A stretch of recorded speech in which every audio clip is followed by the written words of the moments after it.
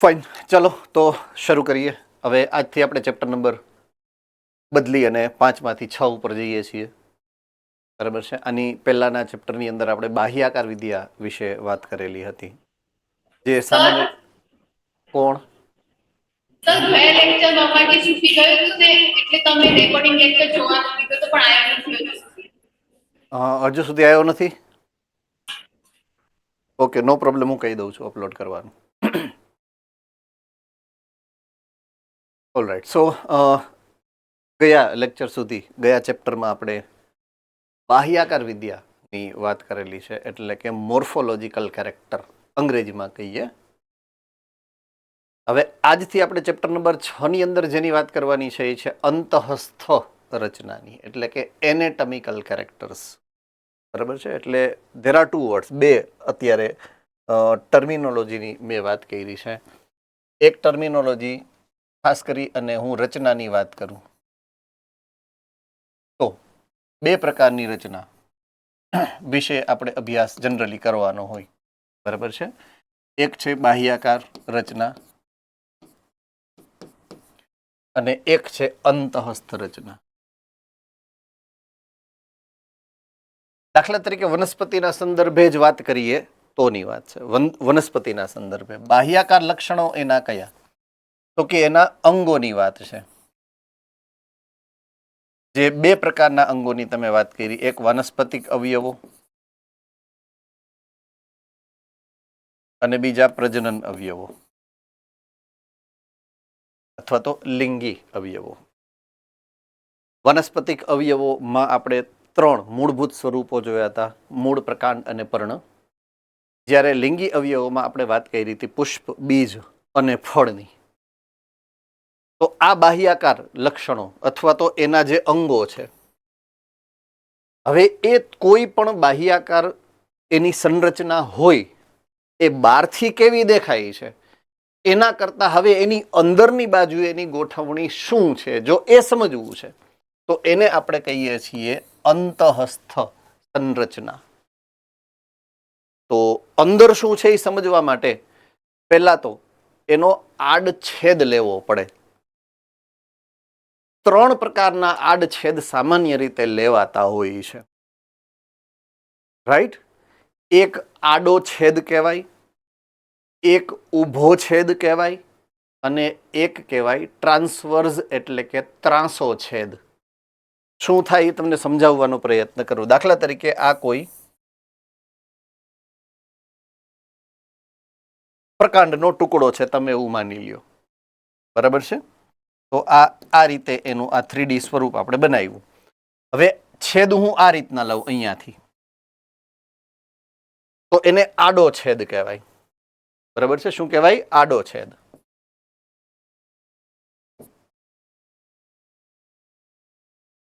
પછી હું છેદ આમ પણ લઈ શકું, આમ, એટલે બે સરખા આમ ભાગ થઈ શકે.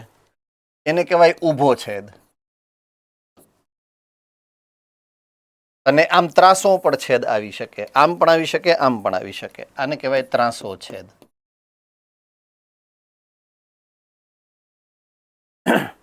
આ 3 પ્રકારના છેદ દ્વારા તમે એની અંદરની પેશીઓની કે કોષોની ગોઠવણી કઈ રીતે થયેલી છે એ જાણી શકો. તો અંતઃસ્થ રચનાનો મતલબ આપણે આ રીતે સમજવો પડે. તો પહેલા તો કોઈ પણ વનસ્પતિ હશે કે પ્રાણી હશે, એને કાપી અને અંદરથી જોવાની પ્રક્રિયાને એનેટમી અથવા તો અંતઃસ્થ રચના કહેવાય. મુન્નાભાઈ MBBSમાં ઓલા પ્રોફેસર ઓલું સ્કાલ્પેલ લઈ અને હાથ ધ્રુજવા માંડે મુન્નાભાઈનો, ખબર છે ને, આમ કાપવાની વાત હોય તો કાપવું અને અંદરની રચના તપાસવી, એને અંતઃસ્થ રચના અથવા તો એનેટમી કહેવાય. બરાબર છે. એટલે આ ખાસ ટર્મિનોલોજી, એટલે કે શબ્દનો અર્થ તમારા માટે મેં અહીંયા સમજાવવાનો પ્રયત્ન કર્યો છે. ઓકે, અંતઃસ્થ રચનાની અંદર સમજવાનું શું હોય?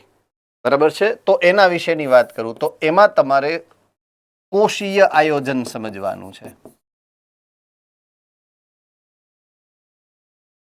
શું સમજવાનું છે? તો કે કોષીય, જેમ બાહ્યાકાર રચનાની અંદર શું સમજવાનું છે? એના અંગો કેવા છે, બહારની બાજુએથી. તો અંતઃસ્થ રચનામાં તમારે શું સમજવાનું છે? એનું કોષીય આયોજન સમજવાનું છે, અથવા તો દૈહિક આયોજન સમજવાનું. દૈહિક આયોજન શબ્દ કોમન છે આપણા માટે, યાદ કદાચ હોય તો. ચેપ્ટર નંબર 4 ની અંદર તમને શીખવું છે કે સજીવો, ખાસ કરીને પ્રાણીઓના આયોજનના સ્તરો 4 પ્રકારના છે. બરાબર? ખાસ કરીને તમે તમારી જ વાત કરો. પ્રાણી તરીકે જો હું મનુષ્યને લઉં તો મનુષ્ય દેહ જે છે શેનાથી બનેલો છે? તો કે અંગતંત્રોથી બનેલો છે. શેનાથી બનેલો છે? આપણે આપણી આમ ઊભો છેદ મૂકી અને આમ ચીરીએ તો અંદર ગોઠવણી શેની થયેલી છે? અલગ અલગ પ્રકારના અંગતંત્રોની. તો તમારું શરીર જ્યારે કાપી ચીરી અને અંદરની રચના તમે તપાસો તો તમને શું મળે છે? અંગતંત્રો. આ અંગતંત્રો શેના બનેલા છે? તો કે અંગોથી બને. આ અંગોની આંતરિક રચના તમે તપાસો તો અંગો શેના બને? તો કે પેશીના બને. અને કોઈ પણ પેશીની આંતરિક રચના તમે તપાસો તો પેશી કોની બનેલી છે? તો કે કોષોથી બનેલી છે. બરાબર છે? કોષની આંતરિક રચના તમને ચેપ્ટર નંબર 8 ની અંદર સમજાવેલી છે. રેડી? તો બાય ધ વે, આ કોષીય આયોજન તરીકે ઓળખાય. કોષોનું આયોજન, ગોઠવણી કેમ થાય? તો કોષોનો સમૂહ મળે કોઈ એક ચોક્કસ કાર્ય કરવા માટે, તો એને કહેવાય પેશી. અલગ અલગ પ્રકારની પેશીઓનું સંગઠન બને કોઈ એક ચોક્કસ કાર્ય કરવા માટે, તો એને કહેવાય અંગ. અલગ અલગ અંગોનો સમૂહ બને કોઈ એક ચોક્કસ કામ કરવા માટે, તો એને કહેવાય અંગતંત્ર. જો તમારી વ્યાખ્યા અને મારી વ્યાખ્યામાં એક ભેદ છે, એક તફાવત છે, જો તમે નોંધ લીધી હોય તોની વાત છે. તમે એવું બોલો, કોષોનો સમૂહ એટલે પેશી, પેશીનો સમૂહ એટલે અંગ, અંગનો સમૂહ એટલે અંગતંત્ર. પણ મેં એમાં વચ્ચે એક શબ્દ ઉમેરેલો છે. કોને કોને નોંધ લીધી છે? હેન્ડ રેઝ કરો જોઈએ. મેં જે શબ્દ ઉમેર્યો છે વચ્ચે ઈ.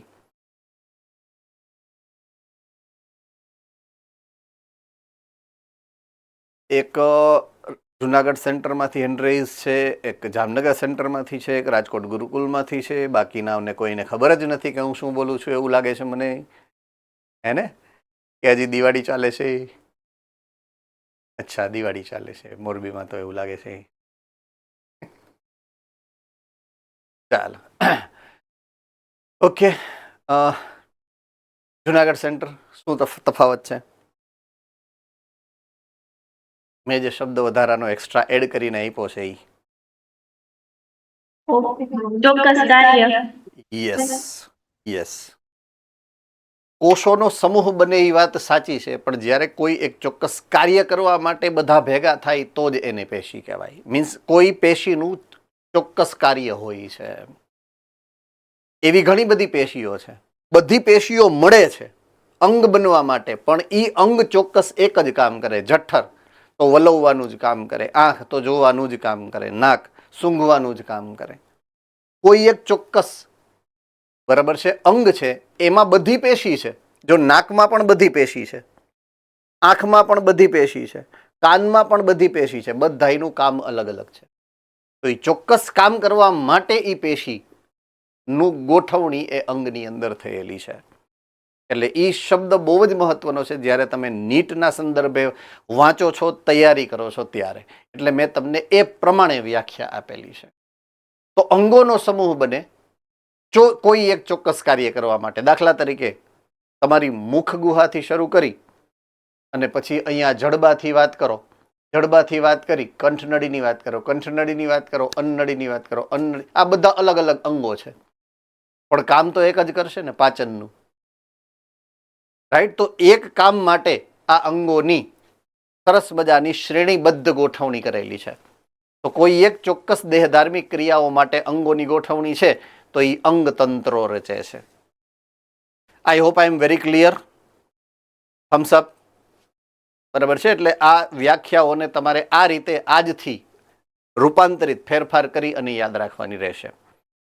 ઓકે, હવે મારો પ્રશ્ન તમને વનસ્પતિ સંદર્ભે છે. વનસ્પતિઓમાં એનું જે દૈહિક આયોજન છે ને એ અંગ સ્તરીય છે એવું આપણે જોયું હતું જ્યારે ચેપ્ટર નંબર 5 શરૂ કર્યું હતું ત્યારે. યાદ કોને કોને છે? હેન્ડ રેઝ કરો જોઈએ. Right, okay. તો વનસ્પતિઓ અંગ સ્તરીય આયોજન ધરાવે છે. હવે હું વનસ્પતિ દેહ લખું અહીંયા. તો વનસ્પતિ દેહની અંદર તમને મળશે અંગો. બરાબર છે? અંગની નીચે શું આવે? અંગો શેનું સંગઠન છે? તો કે પેશીઓનું. અને પેશીઓ શેનું સંગઠન છે? તો કે કોષોનું. એટલે આનું કોષીય આયોજન આવું થાય કે વનસ્પતિ પાસે અંગ છે, પેશી છે અને કોષો છે. ચાલો, આ સમજાઈ ગયું છે? એન્ડ્રેઝ કરી દેજો બધા પરફેક્ટલી. ઓકે. હવે જે પ્રમાણે આપણા શરીરની અંદર અંગ તંત્રો છે, અંગમાંથી બને અંગતંત્ર, હા કે ના? તો કે હા. તો અહીંયા પેશી પછી શું બને? અંગો. તો પેશીનું સંગઠન જ્યારે બનશે ને ત્યારે એના માટેનો એક શબ્દ બનશે, એ છે પેશી તંત્ર. આ શબ્દ આપણા માટે પહેલી વાર છે, નવો છે. પેશી તંત્ર. ટૂંકમાં વનસ્પતિના અંગોમાં શું હોય છે? તો કે પેશી તંત્ર હશે. પેશીઓનું સંગઠન થઈ અને આ રચના બનશે. એટલે એના માટે આપણે એક નવો શબ્દ ઉમેરશું આપણા લિસ્ટમાં, અને એ છે પેશી તંત્ર.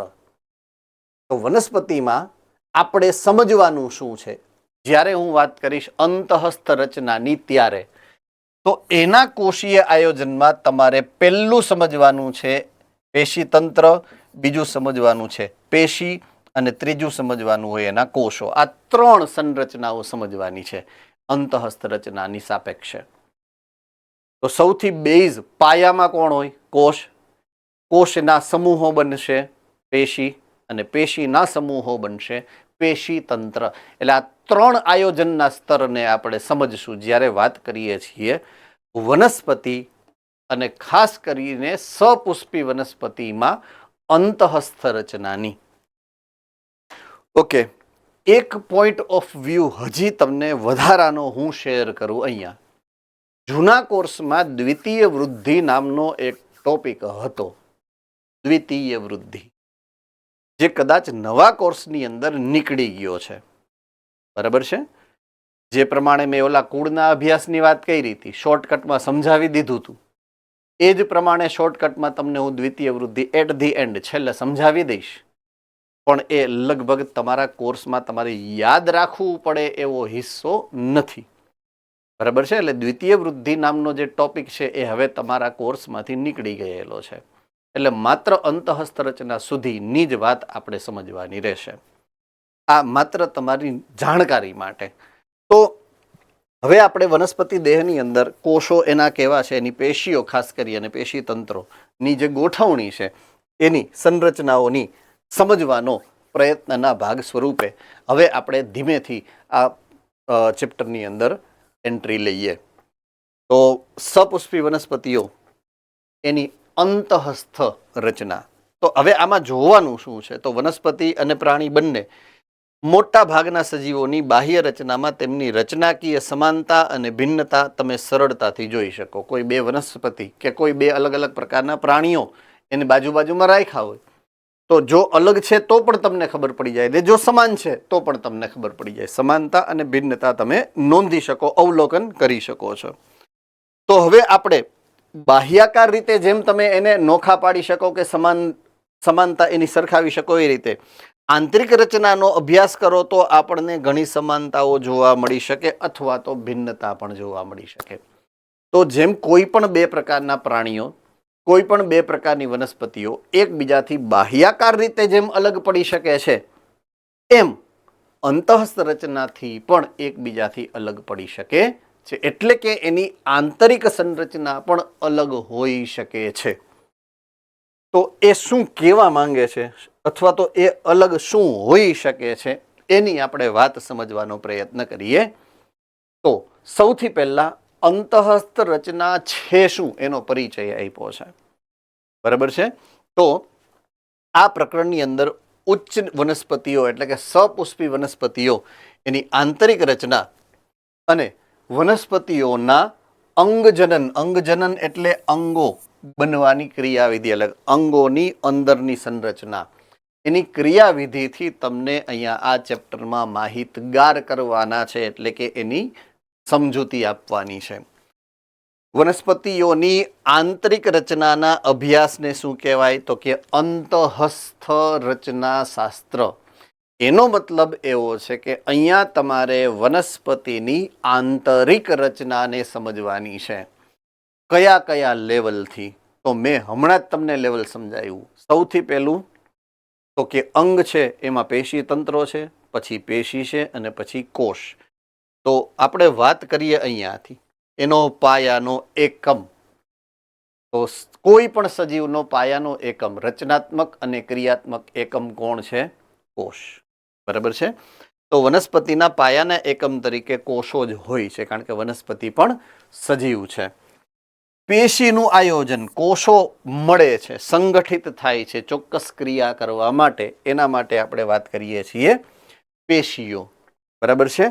તો કોષો પેશીઓમાં આયોજિત થાય, ફરીથી પેશીઓ પણ અંગોમાં આયોજિત થાય. એટલે આ પેશીય આયોજન જેની ચર્ચા મેં હમણાંની પહેલાની સ્લાઇડમાં તમને સમજાવી હતી. અને હવે વાત કરીએ એનું પરિણામ, તો કે એ છે વિવિધતા. વિવિધતા એટલે તો કે જ્યારે તમે કોઈ પણ બે અલગ અલગ સજીવો, એ પછી વ્યક્તિગત એક જ જાતિના હોય તો પણ અને અલગ અલગ જાતિના હોય તો પણ, જ્યારે તમે એને બાજુમાં મૂકી અને સરખાવો ને, તો બે વસ્તુ એમાં હોય, કાં તો સમાનતા હોય અને કાં તો અલગ કંઈક એવા લક્ષણો તમને જોવા મળે. એ જે અલગ લક્ષણો છે ને, એના માટે શબ્દ વાપરીએ છીએ આપણે વિવિધતા. રેડી? તો વિવિધતા માટે થઈ અને અંતઃસ્થ રચના પણ અગત્યનો ભાગ ભજવે છે. કોઈ પણ બે અલગ અલગ વનસ્પતિઓને તમારે એની વિવિધતાને સમજવી છે, તો વિવિધતાને સમજવા માટે પણ અંતઃસ્થ રચના જે છે અગત્યનો ભાગ ભજવતી હોય. તો વનસ્પતિમાં વિવિધ અંગો તેમની આંતરિક રચનામાં અલગ અલગ પ્રકારની ગોઠવણી ધરાવતા હોય. મૂળનો આડછેદ લઈ અને તમે જોવો, પ્રકાંડનો આડછેદ લઈ તમે જોવો અને પર્ણનો આડછેદ લઈને તમે જ્યારે સંરચના તપાસો, તો બધાયની સંરચનાની અંદર ભલે મૂળભૂત રીતે પેશીઓ કે કોષો એક સરખા પ્રકારના, પણ આંતરિક ગોઠવણી એક સરખા પ્રકારની હોતી નથી. જેમ મેં તમને હમણાં થોડીક વાર પહેલા સરસ મજાનું ઉદાહરણ આપ્યું હતું, એક કે આંખમાં પણ એ જ પેશી છે જે નાકમાં છે. તો આંખની અને નાકની રચના થોડી સમાન છે. જો બાહ્યાકાર રીતે સમાન નથી, તો અંદર તમે જુઓ તો અંદર એ સમાન ન જ હોય ને, સ્વાભાવિક છે. હે ને? એમ આઈ રાઈટ ઓર રોંગ? હા કે ના? Okay, good. તો કોઈ દિવસ સરખા ન હોય બે અંગ. તો જો બહારથી આ અંગો સરખા નથી, તો ડેફિનેટલી અંદરથી સરખા ના જ હોય. તો અંતઃસ્થ રચનામાં તમને એ પણ સરસ રીતે જોવા મળશે કે અંગોની વિવિધતા જે છે, કે એમાં પેશીઓની જે ગોઠવણી છે એ પણ અલગ પ્રકારની તમે જોઈ શકશો. ઓકે, હવે વનસ્પતિ દેહની જે સંરચનાની વાત સમજી હતી આપણે, જ્યાંથી આપણે શરૂઆત કરી હતી, જ્યાંથી મેં સમજાવવાની તમને શરૂઆત કરી કે અંગો છે એના, બરાબર છે, એ હકીકતમાં અંગો નથી, પણ શું છે? પેશી તંત્રો છે. શું છે? પેશી તંત્રો. એનાથી અંગ બનશે. આ પેશી તંત્રો શું ધરાવે? તો કે પેશી. બરાબર છે. અને પેશી બનશે કોષોથી. તો એ જ વસ્તુ કે જે આ પેશીનું આયોજન કે અંગનું જે એનું આયોજન થાય છે, આયોજન કઈ રીતે થાય છે, એ સંરચના બને છે કઈ રીતે? તો આવૃત બીજધારી વનસ્પતિઓમાં બે પ્રકારની સંરચનાઓ તમે જોઈ શકો. એક પ્રકારના જે સજીવો છે, એના વનસ્પતિઓના સમૂહ છે, એનું નામ આપણે પાડ્યું છે દ્વિદળી. શું કામ પાડ્યું છે આપણને ખબર છે? એક પ્રકારના સજીવોનો સમૂહ એટલે કે વનસ્પતિનો સમૂહ છે, એનું નામ આપણે પાડ્યું છે એકદળી. શું કામ પાડ્યું છે એ આપણને ખબર છે. એટલે દ્વિદળી અને એકદળી બે અલગ અલગ પ્રકારના વનસ્પતિ સમૂહો તમે સપુષ્પી વનસ્પતિમાં એટલે કે આવૃત બીજધારીમાં જોઈ શકો છો. પણ અંતઃસ્થ રચનાની દ્રષ્ટિએ બંને પ્રકારો એકબીજાથી અલગ હશે. કારણ કે બાહ્યાકાર રીતે અલગ છે, તો અંદરથી તો અલગ જ હોવાના. દ્વિદળીના બાહ્યાકાર લક્ષણો અને એકદળીના બાહ્યાકાર લક્ષણોના તફાવતને આપણે સમજ્યા છે. દાખલા તરીકે મેં તમને એવું એક વખત સમજાવ્યું હશે, જો તમને યાદ હોય તો, કે કદમાં બંનેમાં ઘણો મોટો તફાવત છે. દ્વિદળી વનસ્પતિનું કદ અને એકદળી વનસ્પતિનું કદ એમાં બહુ મોટો તફાવત છે. કોને યાદ છે?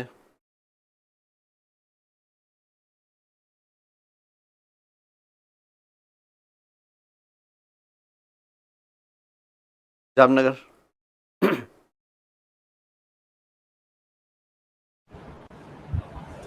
દ્વિદળી વનસ્પતિઓનું કદ બહુ મોટું હોય, એકદળી વનસ્પતિનું કદ બહુ નાનું હોય. ગુડ. દ્વિદળી વનસ્પતિ સામાન્ય રીતે મોટા કદની હશે અને એકદળી વનસ્પતિઓ સામાન્ય રીતે નાના કદની હોય છે. બરાબર છે? ઓકે. પોઈન્ટ નંબર 2 એટલે કે ક્વેશ્ચન નંબર 2. દ્વિદળી અને એકદળીની જીવનચક્રની અને ઉંમરની પણ એક, આમ જેને કહેવાય ને, અલગ છે એ મુદ્દો. પણ ઉંમર નો ફેર શું છે દ્વિદળી અને એકદળીમાં? એનું જીવનચક્ર એકનું લાંબુ છે, એકનું ટૂંકું છે. કોણ કહી શકે? રાજકોટ ગુરુકુલ. દ્વિદળી વનસ્પતિ બહુ વર્ષાયુ છે અને એકદળી વનસ્પતિ અલ્પાયુ છે. અલ્પાયુ છે, 1 વર્ષાયુ છે. બરાબર છે? Okay, good. તો દ્વિદળી બહુ વર્ષાયુ છે અને એકદળી અલ્પાયુ અથવા તો 1 વર્ષાયુ છે. હવે એના સંદર્ભે, આ અનુકૂલનના સંદર્ભે એક મહત્વની લાક્ષણિકતા એની જોવા મળશે એકદળીમાં દ્વિદળી કરતા. બરાબર છે? ખાસ કરીને પ્રકાશ સંશ્લેષણ સંદર્ભે. તો એ શું છે?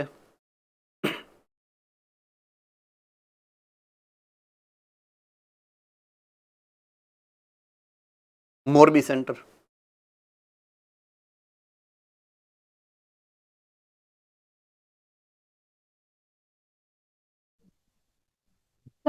એકદળી વનસ્પતિઓ C4 ચક્ર ધરાવે. ઓકે, એકદળી C4 ચક્ર ધરાવે છે, દ્વિદળી C3 ચક્ર ધરાવે. બરોડા? વરસાલી? દ્વિદળી વનસ્પતિનો પ્રકાશ સંશ્લેષણનો દર ઓછો હોય છે અને એકદળીનો પ્રકાશ સંશ્લેષણનો દર વધારે હોય છે. યસ. એકદળીમાં પ્રકાશ સંશ્લેષણનો દર વધારે છે અને દ્વિદળીમાં એ દર મર્યાદિત બને છે પ્રકાશ શ્વસનને કારણે. આ બધું આપણને ખબર છે, ઓલરેડી આપણે ભણીને બેઠા છીએ. પ્રકાશ સંશ્લેષણ ચેપ્ટર ભણી ગયા છો તમે, એટલે વધારે હું ડીપમાં જતો નથી આમાં. પણ આ બધું યાદ કર્યા પછી જ આ તમારે સમજવાનું છે. આ બધું મગજમાં રાખ્યા પછી તમારે આ ચેપ્ટરમાં ઘૂસવાનું હોય, કારણ કે એના તફાવતને આધારે જ તમારે એની અંતઃસ્થ રચના સમજવાની છે. એના જે બાહ્યાકાર અનુકૂલનો છે, એ બાહ્યાકાર અનુકૂલનો સાધવા માટે અંદરની ગોઠવણી કઈ રીતે થાય એ જ સમજવાનું છે આપણે. બરાબર છે? આમાં સમજવાનું એ જ છે કે એના જે બાહ્યાકાર લક્ષણોના જે અનુકૂલનો છે એ કરવા માટે થઈ અને અંદરની ગોઠવણી પેશીઓની કે કોષોની કઈ રીતે થાય છે એ જ સમજવાનું છે તમારે. તો તમારે શું સમજવાનું છે એ પોઈન્ટ ઓફ વ્યૂ તરફ હું તમને લઈ ગયો પહેલા. એટલે તમારા મગજમાં આ વસ્તુ ફોકસ હોવી જોઈએ, ક્લિયર હોવી જોઈએ જ્યારે આ લેક્ચર ચાલુ થશે ભવિષ્યમાં, ત્યારે કે આપણે આના સંદર્ભે અથવા તો આના માટે આ ચેપ્ટર ભણીએ છીએ. Ready? Thumbs up. Okay, good. તો દ્વિદળી બહુ વર્ષાયુ છે, એકદળી અલ્પાયુ છે. દ્વિદળીમાં પ્રકાશ સંશ્લેષણ ઓછું થાય છે, મર્યાદિત થાય છે. એકદળીમાં પ્રકાશ સંશ્લેષણ મહત્તમ થાય છે. દ્વિદળીમાં પરિવહન પ્રમાણમાં ઓછું હશે, એકદળીમાં પરિવહન ખૂબ વધારે છે. એના માટે થઈ અને જે પણ રચનાત્મક વ્યવસ્થાની જરૂરિયાત પડી હશે અંદરની બાજુએ, એ આપણે સમજવાનું રહેશે. બરાબર છે? તો કયા કયા સંદર્ભે તમારે એને સમજવાની છે? જો આ 3 સંદર્ભ મેં જે તમને અત્યારે સમજાવ્યા પ્રશ્નો પૂછીને. પહેલું, આવૃત બીજધારી વનસ્પતિઓ એટલે કે દ્વિદળી અને એકદળીમાં અંતઃસ્થ રચનાની ભિન્નતા તમારે સમજવાની. કયા સંદર્ભે સમજશો તમે? પહેલું, પર્યાવરણીય અનુકૂલનો. રાઈટ? કે કે વિવિધ પ્રકારની પર્યાવરણીય પરિસ્થિતિઓ પ્રત્યે અંતઃસ્થ રચનાની ગોઠવણી કે અનુકૂલન કહેવાશે. અને બીજું ક્રિયાત્મક વિશેષતા, કે એ દ્વિદળી હશે કે એકદળી હશે, બરાબર છે, એમાં એની જે પ્રક્રિયાઓ એને કરવાની છે, એની જે દેહધાર્મિક ક્રિયાઓ એને કરવાની છે, એને હિસાબે મૂળમાં કે પ્રકાંડમાં કે પર્ણની અંદર આ પેશી આયોજન કયા પ્રકારનું છે, દ્વિદળીમાં પણ કેવું છે અને એકદળીમાં પણ. તો એની રચના અને કાર્ય વચ્ચેના સંબંધને સમજવા માટે થઈ અને તમને આ અંતઃસ્થ રચના જે છે એ અગત્યનો ભાગ ભજવશે. બરાબર છે.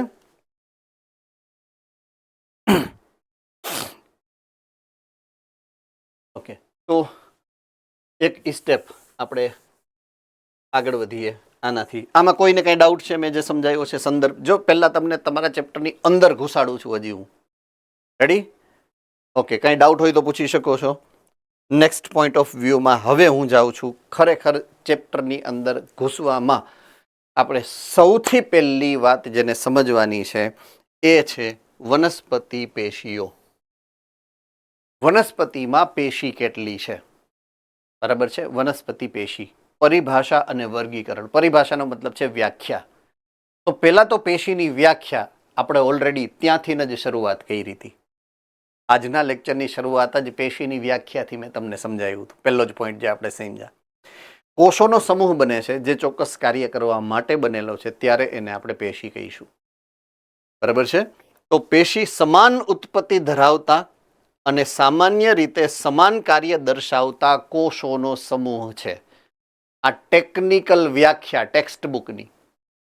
સમાન ઉદ્ભવ ધરાવે, એક જ પ્રકારના કોષમાંથી બનેલી હોય. બરાબર છે. એના પિતૃકોષો એક જ હોય. તો સમાન ઉદ્ભવ ધરાવતી અને સામાન્ય રીતે સમાન કાર્ય દર્શાવતા કોષોનો સમૂહ. સમાન કાર્ય કરે, બધા એક જ કાર્ય કરવા માટે બનેલા છે.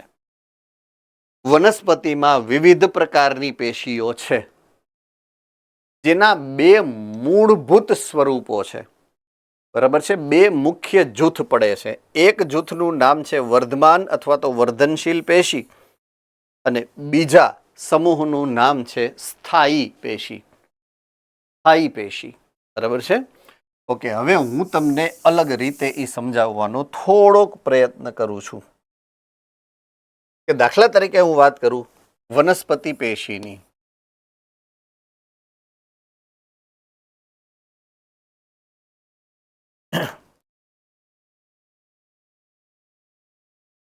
તો વનસ્પતિ પેશીના હું બે ભાગ પાડું છું.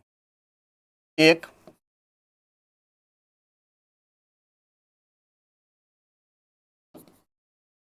વર્ધનશીલ પેશી અને બીજાનું નામ પાડું છું હું કાયમી અથવા તો સ્થાયી પેશી.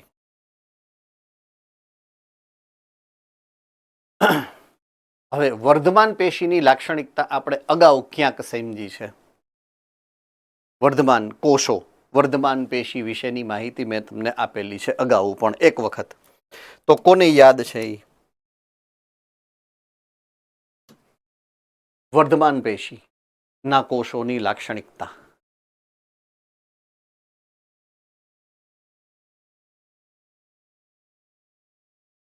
મહુવા સેન્ટર.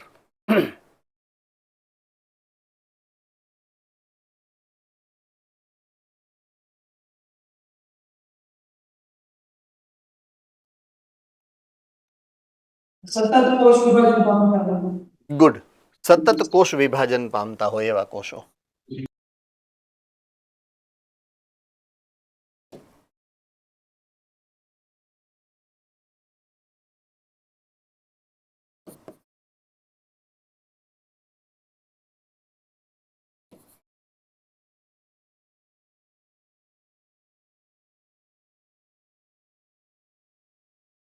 જે કોષો સતત વિભાજન પામવાની ક્ષમતા ધરાવે છે એવા કોષોને મેં અથવા તો એવી પેશીને આપણે કહીએ છીએ વર્ધમાન પેશી ના કોષો. તો એનાથી વિરુદ્ધ કાયમી અથવા તો સ્થાયી પેશીના કોષોની લાક્ષણિકતા ઊંધી હશે. કોણ કહી શકે? અમદાવાદ. સતત કોષ વિભાજન પામી શકતા નથી. ઓકે, સતત શબ્દ જ કાઢી નાખવાનો. બરાબર છે, સતત શબ્દ, યસ, સતત શબ્દ કાઢી નાખવાનો કે તે સામાન્ય રીતે કોષ વિભાજન દર્શાવતા નથી. બરાબર છે, મેં થોડાક શબ્દોને મોડિફાઈ કરીને લખ્યા છે. તે સામાન્ય રીતે કોષ વિભાજન દર્શાવતા નથી. હવે આના કરતાં વધારે ટેકનિકલ શબ્દ જો મારે વાપરવો હોય તો એવું વાપરી શકું કે મર્યાદિત કોષ વિભાજન અથવા તો નિયંત્રિત કોષ વિભાજન દર્શાવી શકે. નિયંત્રિત કોષ વિભાજન દર્શાવી શકે એવું લખવાની જરૂરિયાત નથી તમારે, જસ્ટ ખાલી મગજમાં રાખવાની વાત છે. નિયંત્રિત કોષ વિભાજન. નિયંત્રિત કોષ વિભાજન એટલે તો કે એને આવડે છે કોષ વિભાજન કરતા. કરવાની જરૂરિયાત ન હોય તો ન કરે, જરૂરિયાત હોય તો કરે. બરાબર છે, એને નિયંત્રિત કોષ વિભાજન કહેવાય. જેમ આપણી જીભડી આપણે નિયંત્રિત રાખીને કેમ બેઠા છીએ અત્યારે, એમ બોલતા તો આવડે છે આપણને, પણ બોલવાની મનાઈ છે ને, એટલે નિયંત્રિત કર્યું કહેવાય. તો આને નિયંત્રિત કોષ વિભાજન કહેવાય કે એની પાસે કોષ વિભાજન કરવાની ક્ષમતા છે પણ નિયંત્રિત કરીને બેઠા છે. નથી કરવાનું, જરૂરિયાત પડે તો કરીએ, જરૂરિયાત ન પડે તો નહીં. દાખલા તરીકે મેં પૂછ્યો એ પ્રશ્ન તમે હેન્ડરેસ કર્યો હોય પછી હું તમને કહું ત્યારે તમે બોલો જ છો, તો આને કહેવાય નિયંત્રિત ક્રિયાવિધિ. રાઈટ. તો સ્થાયી પેશી સામાન્ય રીતે નિયંત્રિત વિભાજન દર્શાવે. હા, વનસ્પતિમાં નથી દર્શાવતા, એટલે મેં સામાન્ય રીતે શબ્દ મૂકી લીધો કે સામાન્ય રીતે કોષ વિભાજન જે છે એ દર્શાવતી નથી. રેડી? આમાં કોઈને કઈ ડાઉટ છે? किसी को कोई डाउट है इसमें? नहीं ना? पक्का? ओके. હવે એક સ્ટેપ થોડોક હું બુકથી એટલે કે ટેક્સ્ટ બુક કે રેફરન્સથી થોડોક અલગ થાઉં છું અહીંયા તમને સમજાવવા માટે. બરાબર છે? હવે હું અત્યારે આવું છું વર્ધનશીલ પેશી. વર્ધનશીલ પેશી નામ એટલે પાડ્યું કારણ કે એ વૃદ્ધિ માટે જવાબદાર છે. આ વૃદ્ધિ થઈ ગયા પછીની છે, એટલે કે સ્થાયી થઈ ગઈ છે, વૃદ્ધિ પછી છે. આ વૃદ્ધિ પામવા માટે જરૂરી છે. બરાબર છે? વૃદ્ધિ બે પ્રકારની હોય, કોઈ પણ સજીવ દુનિયામાં હોય ને બે પ્રકારની વૃદ્ધિ કરે. એક વૃદ્ધિને કહેવાય પ્રાથમિક વૃદ્ધિ અને એકને કહેવાય દ્વિતીયક વૃદ્ધિ. બરાબર છે? એક કહેવાય પ્રાથમિક વૃદ્ધિ, લખતા અત્યારે નહીં કારણ કે હું આમાંથી ભૂસીશ લખીશ એવું થશે, હે ને? પ્રાથમિક વૃદ્ધિ માટે જવાબદાર જે પેશી હશે એને હું કહીશ પ્રાથમિક વર્ધમાન પેશી. અને દ્વિતીયક વૃદ્ધિ માટે જવાબદાર પેશી હશે એને હું કહીશ દ્વિતીયક વર્ધમાન પેશી. તો વર્ધમાન પેશીના બે સ્વરૂપ આ રીતે આપણે સમજવાના છે.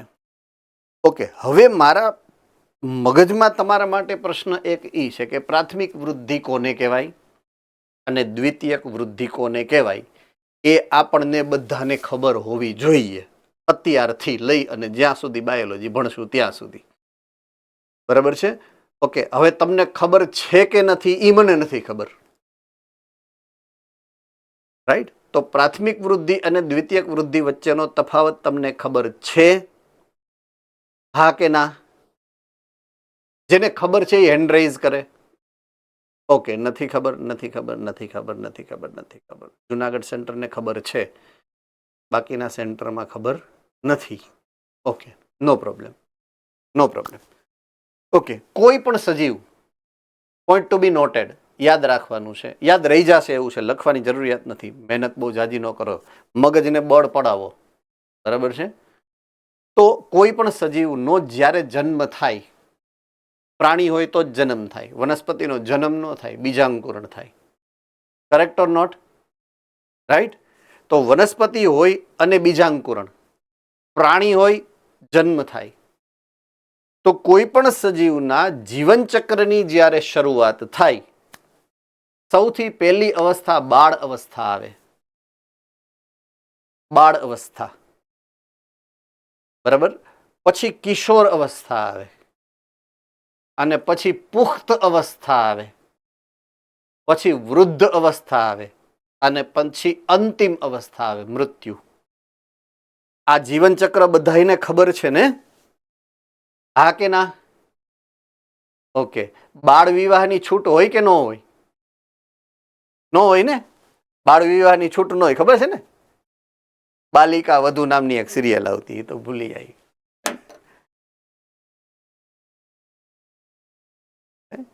અને કોઈ બચાડા 80 વર્ષ ના થયા તો એને કઈ પૈણાવા બેહી તો કેવા ભૂંડા લાગે.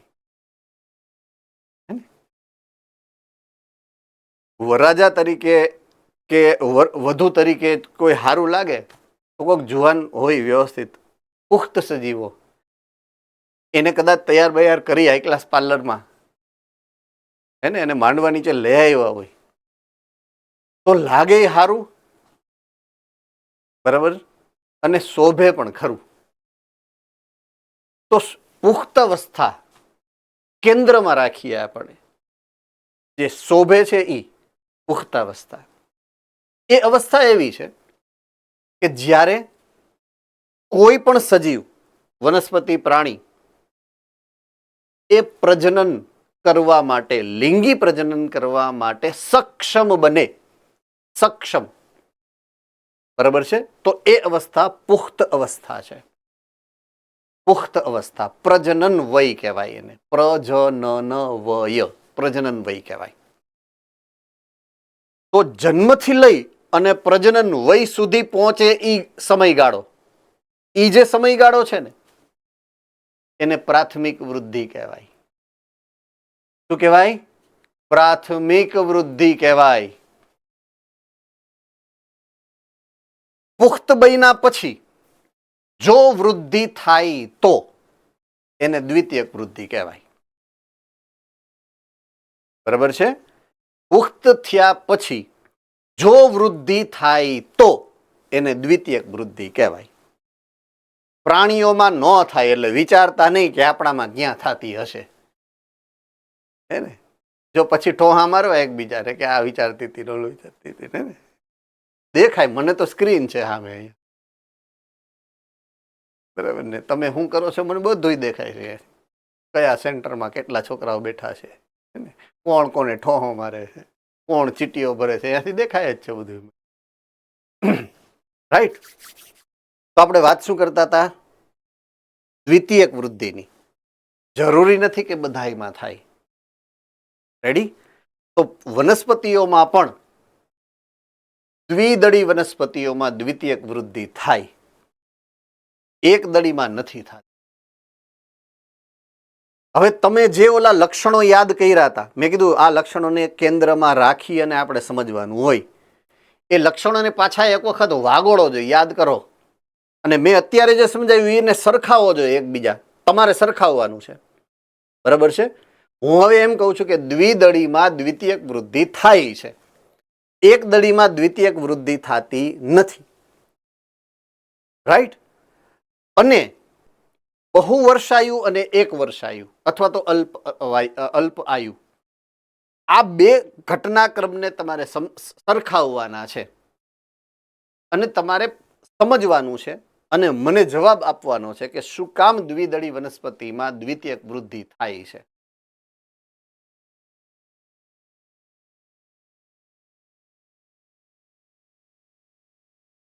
આ માત્ર તમારે તમારી જાતે સમજવાનું, મારે તો સમજાવવાનું જ છે તમને, એ ચિંતા ન કરો.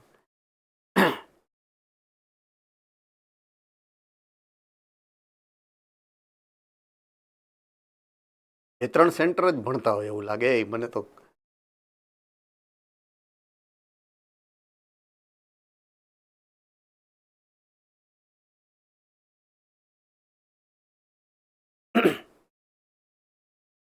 ઈડર જવાબ આપવો છે બેટા કોઈને? ઈડર સેન્ટરમાંથી કે નથી ઈચ્છા બહુ? મોડાસા કોઈની ગણતરી ખરી જવાબ આપવાની? હિંમતનગર પેપર લખતા લાગે છે. હિંમતનગર છે કોઈની ઈચ્છા જવાબ આપવાની? ભુજ,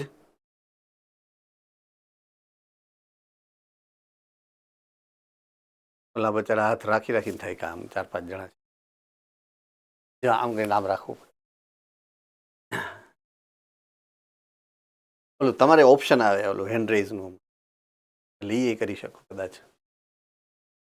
જસ્ટ ખાલી એક હિન્ટ આપી તમને, આમ ટેકા દેવાની પછી અને કા થાંભલા લઈને આવવા બે, આમ ગોઠવીને પછી આમ મૂકી દેવાના હાથ. ઓલા ધૂણીમાં ન બેઠા હોય બાવા એમ, એવા ટેકા લઈને જ આવવું એમ. સારું, હાલો જુનાગઢથી પાછું ચાલુ કરીએ. ધૂણીનું નામ લીધું એટલે જુનાગઢનું વારો.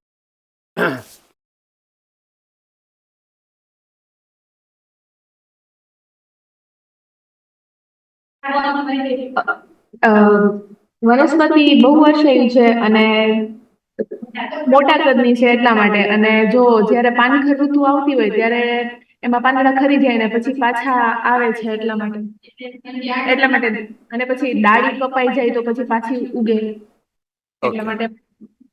Okay, good explanation, right. તો મૂળભૂત રીતે એને ઘણા બધી સિઝન વારે વારે રિપીટ કરવી પડે છે. દાખલા તરીકે ઉનાળો આવ્યો, પછી શિયાળો આવ્યો, ચોમાસું આવ્યું, વળી પાછો ઉનાળો, શિયાળો, જે પણ છે ઋતુ છે એમાં પછી તમે એમ કહો કે ભાઈ પહેલાં ઉનાળો આવે, પછી ચોમાસું આવે, પછી શિયાળો, એ મને ખબર છે, હમણાં વયો ગયો ચોમાસું, બરાબર. એટલે જે વાર્ષિક ચક્ર ફરે, પહેલાં ઉનાળો આવ્યો, પછી ચોમાસું આવ્યું, વરસાદ આવ્યો, અને પછી ઠંડક વધી ગઈ, પછી શિયાળો આવ્યો, એ જે ઋતુ ચક્ર ફરે છે એક વર્ષ, વળી પાછું બીજા વર્ષે એ ફરે, વળી પાછું ત્રીજા વર્ષે ફરે, વળી ચોથા વર્ષે, તો એના માટેનું એ અનુકૂલન છે દ્વિતીય વૃદ્ધિ, બરાબર છે. એટલે દ્વિતીય વૃદ્ધિ એને આ બધા અનુકૂળ કે પ્રતિકૂળ પર્યાવરણમાં સહજતાથી જીવવાની શક્તિ, બરાબર છે, અનુકૂળતા પૂરી પાડે છે. એટલા માટે એની પાસે એ શક્તિ છે, બરાબર છે. આ પહેલી વસ્તુ. ઓકે, બીજી વસ્તુ, એકદળી વનસ્પતિની વાત કરો તો એની પાસે બહુ વર્ષાયુ જીવન જ નથી, છે એક વર્ષાયુ જીવન, એટલે એને દ્વિતીયક વૃદ્ધિની જરૂરિયાત હોતી નથી. તો આ બેયના સંદર્ભે પોઈન્ટ ટુ બી નોટેડ, ખાસ યાદ રાખજો. હું જો એક વાક્ય બોલું છું એને તમારે સરખાવવાનું છે અને સમજવાનું છે કે હું જે બોલું છું એ રાઈટ છે કે રોંગ છે. દ્વિદળી હોય કે એકદળી હોય, એકાંગી હોય, દ્વિઅંગી હોય, ત્રિઅંગી હોય, અનાવૃત બીજધારી હોય કે આવૃત બીજધારી હોય, કોઈ પણ વનસ્પતિ જીવન પર્યંત વૃદ્ધિ કરી શકે છે. વનસ્પતિઓ જીવન પર્યંત વૃદ્ધિ કરી શકે છે. હા કે ના? હા એટલે થમ્સ અપ, ના એટલે થમ્સ ડાઉન.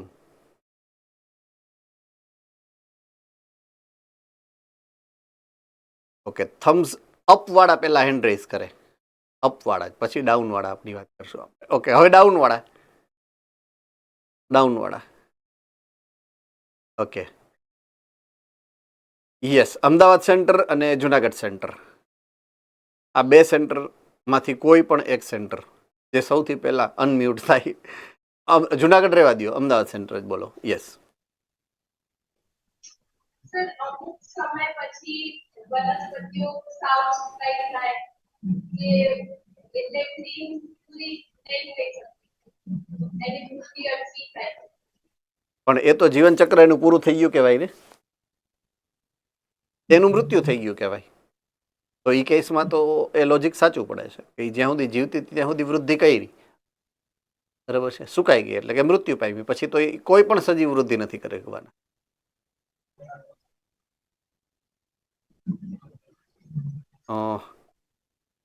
સમજાય છે મારો જે લોજિક મેં તમને સમજાવ્યું એ? Okay, Junagadh centre.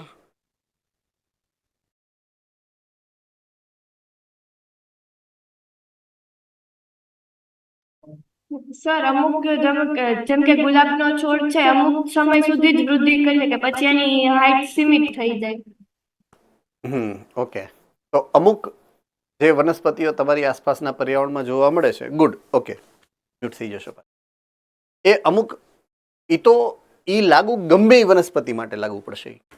દાખલા તરીકે લીમડો વાવ્યો હોય તો કઈ આમ કઈ છેટ આકાશ સુધી તો પહોંચવાનો નથી જ ને, બરાબર છે. દાખલા તરીકે આંબો વાવ્યો છે તો એ આકાશ સુધી તો પહોંચવાનો જ નથી, એક મર્યાદિત લંબાઈ સુધી જ એ વિસ્તરે છે. પણ એક વસ્તુ આપણે આ સંદર્ભે નોટ ડાઉન કરવાની, નોંધ લેવાની કે ઈ તમે જે વાત કરો છો કે અમુક નિશ્ચિત ઊંચાઈ સુધી વધે, અહીંયા જ મારે તમને એ જ મુદ્દો સમજાવવો છે કે એ છે પ્રાથમિક વૃદ્ધિ. કોઈ પણ વનસ્પતિ જ્યારે એના લંબાઈમાં વૃદ્ધિ કરશે ને પછી અટકી જશે. લંબાઈમાં વૃદ્ધિ પછી અટકી ગઈ, એને પ્રાથમિક વૃદ્ધિ કહેવાની છે. થમ્સઅપ. પછી એ લંબાઈમાં વૃદ્ધિ નહીં કરે, પછી ઘેરાઓ વધે. એ ઘેરાઓ જે વધશે ને એ થઈ ગઈ એની દ્વિતીયક વૃદ્ધિ. રેડી? યસ ઓર નો? બધા દરેક સેન્ટરને પ્રાથમિક વૃદ્ધિ વનસ્પતિની અને દ્વિતીયક વૃદ્ધિ વનસ્પતિમાં જો જોવા મળે તો કઈ રીતે જોવા મળે એનો પ્રાથમિક તફાવત મેં સમજાવ્યો તમને. રેડી? ઓકે, હું તમને મૂળભૂત રીતે સમજાવું છું અહીંયા હવે પ્રાથમિક વર્ધમાન પેશી અને દ્વિતીયક વર્ધમાન. જો પ્રાથમિક વૃદ્ધિ કરવી છે એટલે કે લંબાઈમાં વૃદ્ધિ કરવી છે તો એની માટે એની પાસે બે પ્રકારની પેશીઓ છે. બે પ્રકારની પ્રાથમિક વર્ધમાન પેશી છે એની પાસે. એક નંબરની જે પેશી છે એને કહેવાય છે અગ્રીય અથવા તો અગ્રસ્થ વર્ધમાન પેશી. શું કહેવાય? અગ્રસ્થ વર્ધમાન પેશી. મૂળના અગ્રભાગમાં મૂલાગ્ર કે પ્રકાંડના અગ્રભાગમાં પ્રકાંડ કે પ્રરોહાગ્ર એમાં જે પેશી વર્ધમાન પેશી આવેલી હોય એને કહેવાય અગ્રસ્થ વર્ધમાન પેશી.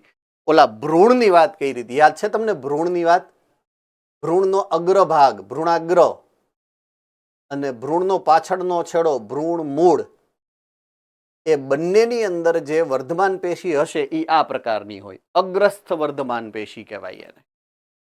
Ready? Yes or no? Okay, good. બીજા નંબરની જે પેશી છે એને કહેવાય આંતરવિષ્ટ વર્ધમાન પેશી.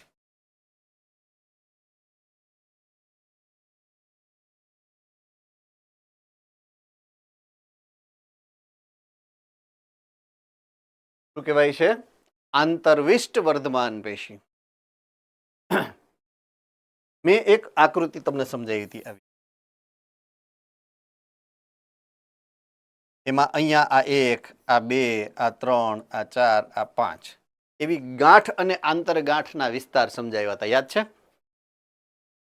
એમાં આ ગાંઠનો વિસ્તાર છે, અહીંયા એક વિશેષ પ્રકારની પેશી હોય, બરાબર છે? વર્ધમાન પેશી. આ વર્ધમાન પેશીને શું કહેવાય? કોને યાદ છે? અથવા તો એ સંરચનાને શું કહેવાય?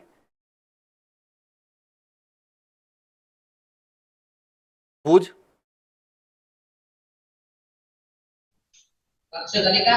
ગુડ, કક્ષકલિકા. આને મેં કીધું છે કક્ષકલિકા.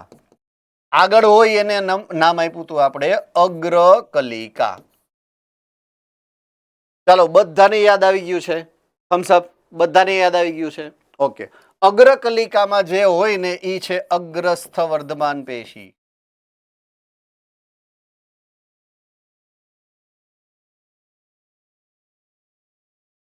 અગ્રકલિકામાં શું હશે? અગ્રસ્થ વર્ધમાન પેશી. અને કક્ષકલિકામાં જે હોય ને એ છે આંતરવિષ્ટ વર્ધમાન.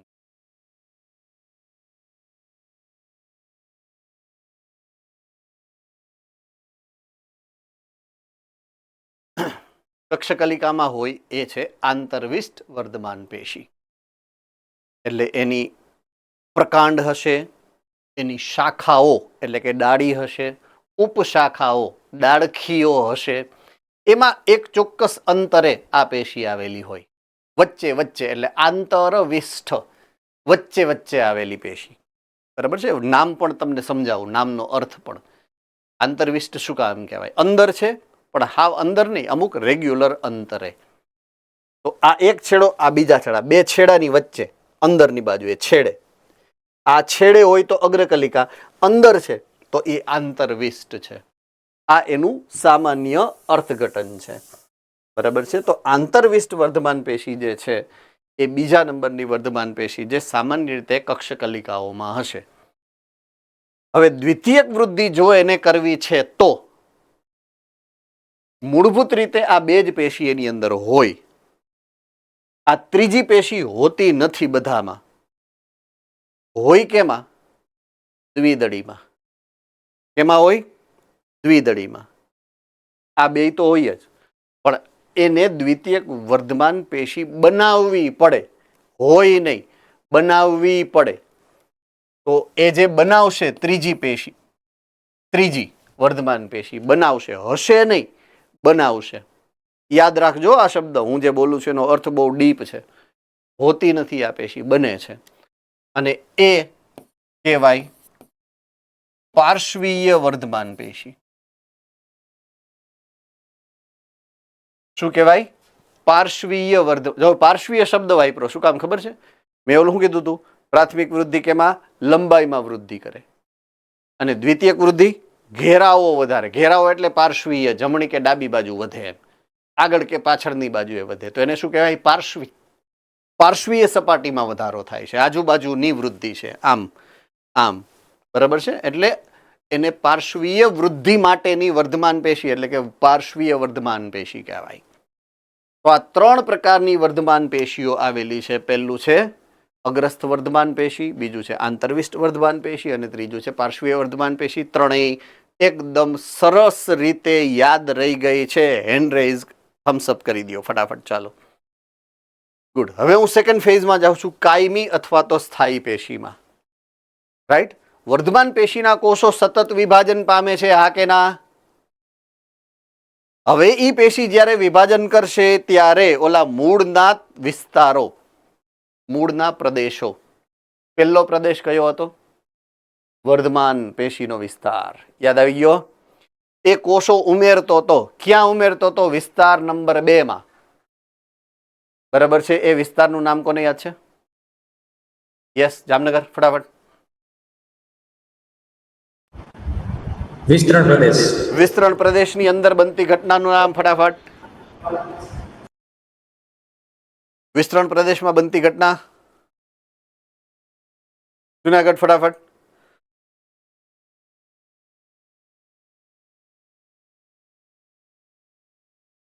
મૂળની લંબાઈમાં વધારો. વિસ્તૃતીકરણ. રાજકોટ, ગુરુકુળ, ફટાફટ. કોષની વૃદ્ધિ. યસ, કોષની વૃદ્ધિ, જેના પરિણામે મૂળની લંબાઈ વધે. તો કોષની વૃદ્ધિ થાય. ઓમાં કોષનું વિભાજન થાય, આમાં કોષની વૃદ્ધિ થાય. રેડી? કાંઈ ડાઉટ? કાંઈ ડાઉટ? ઓકે. ત્રીજો ભાગ, ત્રીજો ભાગ નામ ફટાફટ. ભુજ. ત્રીજો પ્રદેશ મૂળમાં. પહેલો વર્ધમાન, બીજો વિસ્તરણ, ત્રીજો પરિપક્વન પ્રદેશ. યસ, પરિપક્વન પ્રદેશમાં બનતી ઘટના ફટાફટ. કોષો વિભેદિત અને પરિપક્વ થાય. યસ, કોષો વિભેદિત બને એટલે કે ઉર્ફે પરિપક્વ. પરિપક્વનો અર્થ આ થઈ ગયો. આ બને. રેડી? Thumbs up. તો ઈ કોષો ગુડાણા, સોરી, આવ્યા ક્યાંથી? આમાંથી જ. આ એ બનાવ્યા છે. અને પછી એનું જ્યારે પરિપક્વન થાય એટલે આ બની જાય. રેડી? ચાલો, બધાને સમજાઈ ગયું છે કે ઓલા જે વર્ધમાન પેશીના કોષો કોષ વિભાજન કરી અને કોષોનો જે નવો જથ્થો બનાવશે એ કોઈ ચોક્કસ પ્રકારના પેશીના કોષોમાં વિભેદિત થઈ જશે, રૂપાંતરિત થઈ જશે કોઈ ચોક્કસ કાર્ય કરવા માટે. અને એ પેશીને આપણે નામ આપશું કાયમી અથવા તો સ્થાયી પેશી. તેના બે સ્વરૂપ છે.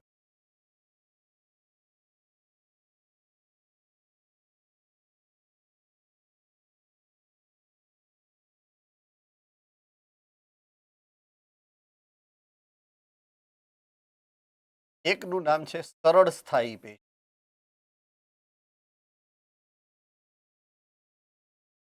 અને બીજાનું નામ છે જટિલ સ્થાયી પેશી.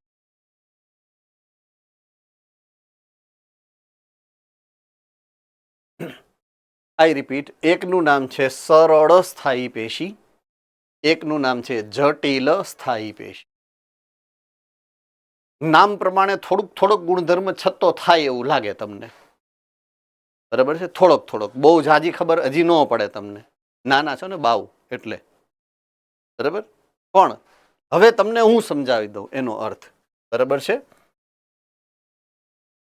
ઓકે, સરળ સ્થાયી કોને કહેવાય અને જટિલ સ્થાયી કોને કહેવાય એના અર્થ હું નીચે લખું છું અહીંયા, કે એક જ પ્રકારના કોષોથી બને.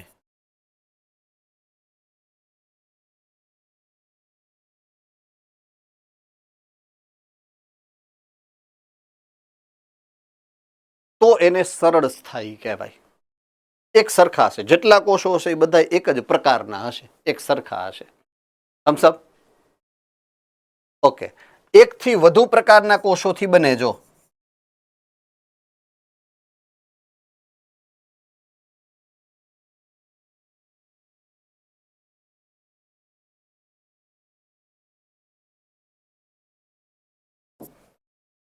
તો એને કહેવાય જટિલ સ્થાયી પેશી, એકથી વધુ પ્રકારના કોષો.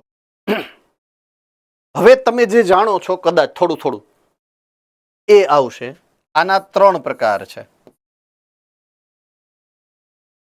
સરળ સ્થાયીના 3 પ્રકાર છે અને જટિલ સ્થાયીના 2 પ્રકાર છે. સરળ સ્થાયીના 3 પ્રકાર પહેલા સમજાવી દઉં. પહેલું મૃદુતક પેશી,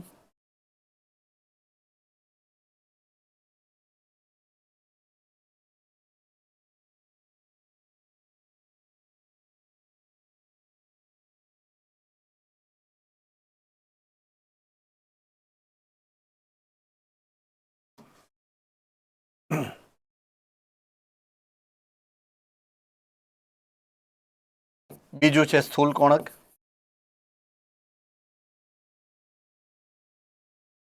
અને ત્રીજું છે દ્રઢોતક. કોણ કોણ ઓળખે છે આ ત્રણેયને? કોણ ઓળખે છે? હેન્ડ રેઝ કરો ફટાફટ, ચાલો, એટલે ખબર પડે મને. Okay, good. જટિલ સ્થાયીના 2 પ્રકારમાં એકનું નામ છે જલવાહક પેશી અને એકનું નામ છે અન્નવાહક પેશી.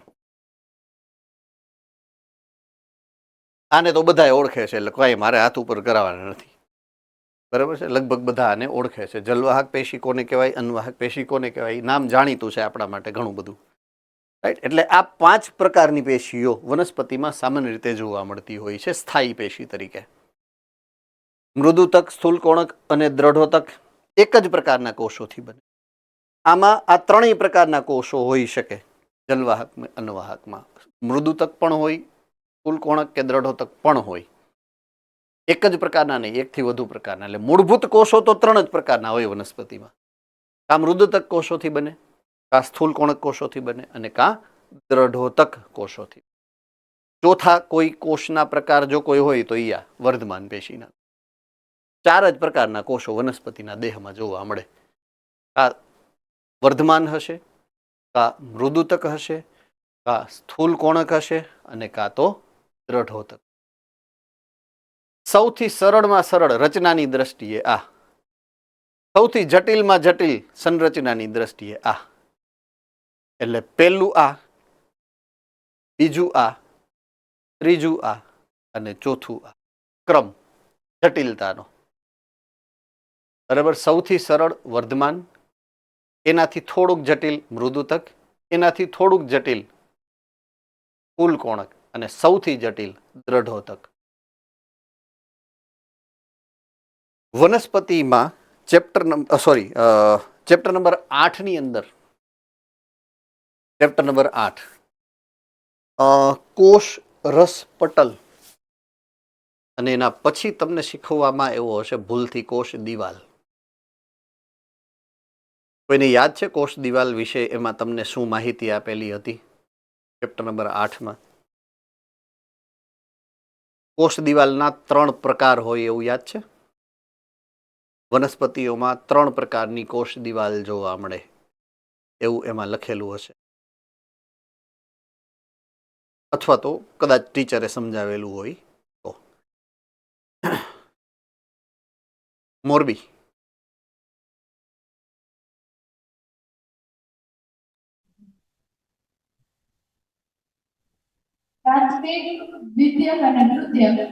ઓકે, પ્રાથમિક, દ્વિતીયક અને તૃતીયક.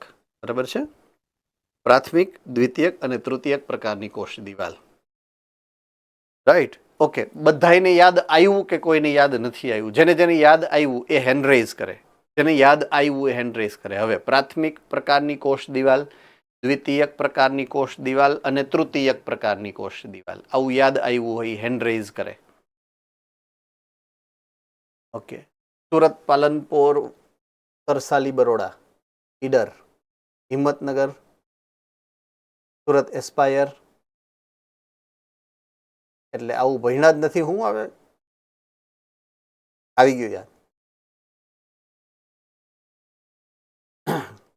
ઓકે, તો જેણે જેણે ખબર નથી એણે આ ચેપ્ટર નંબર 8માં કોષ દિવાલ વિશેની માહિતી ફરીથી એક વખત વાંચવી કમ્પલસરી, ફરજિયાત પડશે. બરાબર છે. જો યાદ ન હોય તોની વાત. Okay, aspire noted. રાઈટ. જો યાદ ન હોય અથવા તો રિકોલ ન થયું હોય તો ફરીથી આ માહિતીને એક વખત સમજી, યાદ રાખી, વાંચી. બરાબર છે. અને કારણ કે આના ઉપર આગળ આપણે ભણવાનું છે આ ચેપ્ટરની અંદર અને આના પછીના ચેપ્ટર્સની અંદર. બરાબર છે. એટલે એ ફરજિયાત હોવું જરૂરી છે મગજની અંદર. ઓકે, હવે હું વાત કરું છું. મૃદતક કોષમાં હશે પ્રાથમિક કોષ દિવાલ.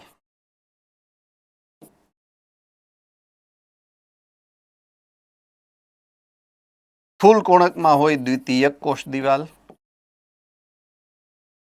અને દ્રઢોતકમાં હોય તૃતીયક કોષ દિવાલ. બરાબર છે. પ્રાથમિક કોષ દિવાલ, દ્વિતીયક કોષ દિવાલ અને તૃતીયક કોષ દિવાલ. મૃદુતક, સ્થૂલ કોણક અને દ્રઢોતક. હવે હું તમને ખાલી અત્યારે આમ કહી અને છોડી દઉં એના કરતાં હું તમને વ્યવસ્થિત રીતના સમજાવી દઉં કે આ કઈ રીતે થાય છે, શું છે આનો એકચ્યુઅલમાં મતલબ, એ હું તમને આના પછીની એક સ્લાઇડમાં સમજાવી દઉં છું. મૂળભૂત રીતે કોઈ પણ કોષ જે છે વનસ્પતિનો એ સૌથી પહેલા આ હશે. આને હું કહું છું વર્ધમાન કોષ. રાઈટ. વર્ધમાન કોષમાં એની જે કોષ દિવાલ હશે ને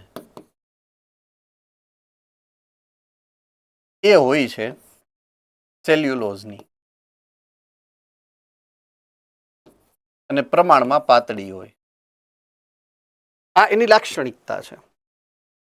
હવે એ કોષ જ્યારે વિભાજન કરે, વિભાજન કર્યા પછી એ વિભેદન જ્યારે પામશે, વિભેદન પામે એટલે રચનાની દ્રષ્ટિએ અલગ થાય. હા કે ના? રેડી? કાર્યની દ્રષ્ટિએ અલગ થાય, રચનાની દ્રષ્ટિએ અલગ થાય. એટલે એને થોડુંક અલગ સંરચના હું બનાવું. રાઈટ. હવે આની જે કોષ દિવાલ છે એ આ કોષ દિવાલ થઈ ગઈ, કોષની ફરતેની કોષ દિવાલ. હવે આ કોષને હું થોડોક અલગ આકારનો દોરી નાખું. આકાર ખાલી બદલાયો છે, આ બેન્ઝીન નથી એવું નહીં માનવાનું તમારે. This is not benzene. આ બેન્ઝીન જેવી સંરચના બનાવી છે, બેન્ઝીન છે નહીં. કોષના આકારને મેં થોડોક અલગ કર્યો છે.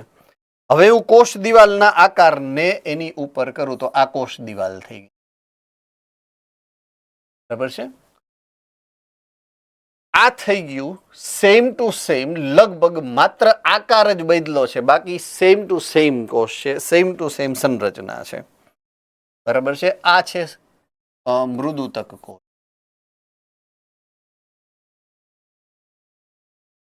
અને એની કોષ દિવાલ પણ સેલ્યુલોઝની જ હોય.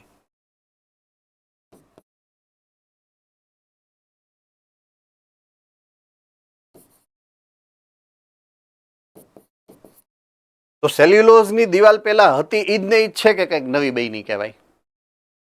પહેલા હતી ઈ જ છે ને, એટલે એને કહેવાય પ્રાથમિક. હતી ઈ જ છે, પ્રાથમિક કોષ દિવાલ એટલા માટે કહેવાય. રેડી? બધાને સમજાઈ ગયું આને પ્રાથમિક કોષ દિવાલ શું કામ કહેવાય? કારણ કે એ તો હતી જ, પહેલા જ બની ગઈ છે, પ્રાથમિક કોષ દિવાલ છે. એટલે આને મેં નામ આપ્યું છે પ્રાથમિક કોષ દિવાલ.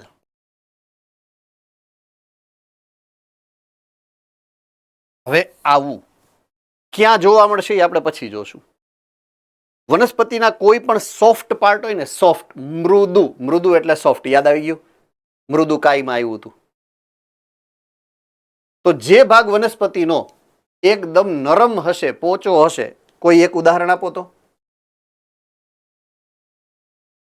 યસ, જુનાગઢ.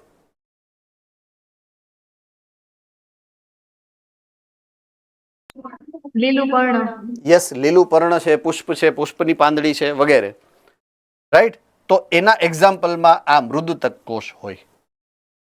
રાઈટ. તો હું એના એક્ઝામ્પલમાં લખું છું, તમે આપ્યું એ એક્ઝામ્પલ લખું. પર્ણપત્ર, બરાબર છે. પર્ણફલક જે છે એ તો નરમ હોય ને, પર્ણપત્ર અથવા તો પર્ણફલક. તો એના ઉદાહરણમાં આ મૃદુતક કોષ છે. હવે જો એને જરૂર પડે થોડીક વધારે મોડિફિકેશનની, મોડિફિકેશન એટલે રૂપાંતરણની, હજી વધારે એને રૂપાંતરિત થવું છે. હવે એક શબ્દ આવ્યો તો, જો આપણે પર્ણની બાહ્યાકાર વિદ્યા જ્યારે ભણ્યા હતા, પર્ણદંડ અને શિરાઓ યાદ છે? શિરાઓ એનું કાર્ય શું છે? શિરાનું કોને યાદ છે? યસ, ભુજ સેન્ટર, ફટાફટ. એક્ઝેક્ટલી, બે વસ્તુ છે. એક તો પર્ણફલકને આમ ફેલાયેલું રાખે, આકાર જાળવે, ને બીજું ઓલા પરિવહનનું કામ કરે. બે કામ છે. આપણે મૂળ એને આકાર, યાંત્રિક આધાર આપવો છે. દાખલા તરીકે પર્ણફલકને ફૂલાયેલું આમ ફેલાયેલું રાખવું છે, તો એના માટે યાંત્રિક આધાર આપવો હોય. યાંત્રિક આધાર આપવો હોય તો યાંત્રિક મજબૂતાઈની જરૂર પડે કે નરમ હોય તો ચાલે? તો કે મજબૂતાઈ જોઈએ. શું જોઈએ? મજબૂતાઈ. તો હવે આને મોડિફાઈ કરવો પડે, આવો કોષ ન ચાલે, એટલે હજી આનું ફર્ધર મોડિફિકેશન થાય. બરાબર છે. આમાંથી થોડુંક વધારે મોડિફિકેશન થાય. બેન્ઝીન એમને દોરવું હું પાછું, બેન્ઝીન એટલે સોરી કોષ, બરાબર છે.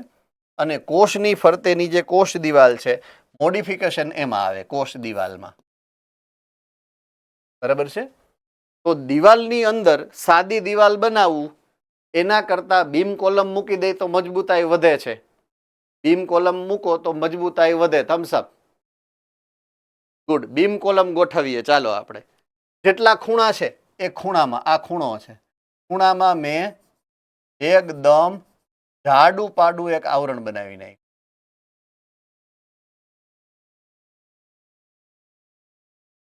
આમ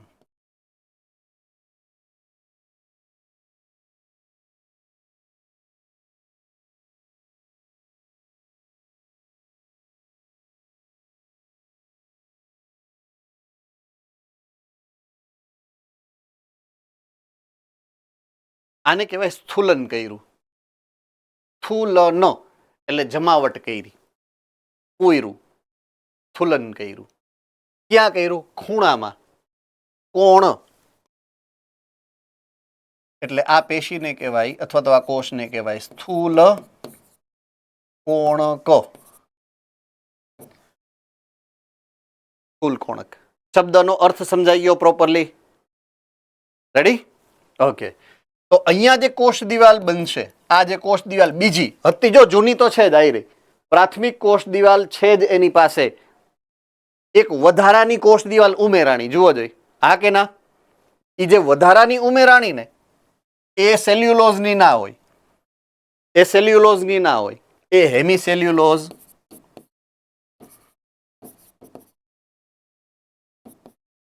ક્યારેક પેક્ટિન વગેરે જેવા પદાર્થોની હોઈ શકે. બરાબર છે. અને એને કહેવાય બીજી વખત બની ને એટલે કહેવાય દ્વિતીયક કોષ દિવાલ. ઓલી પેલા તો બનેલી છે એ તો છે જ, વધારાની બની ને એટલે એને કહેવાય દ્વિતીયક કોષ દિવાલ. શું કામ દ્વિતીયક કહેવાય? કોઈને ખબર પડી ગઈ? બધાને થમ્સ અપ. ચાલો ફટાફટ. દ્વિતીયક કોષ દિવાલનું અર્થ આજે પહેલી વાર આપણને ખબર પડી. બરાબર છે. ક્યાં હોય? મેં હમણાં જ સમજાવ્યું હતું. ક્યાં હોય? પર્ણદંડ ને શિરા.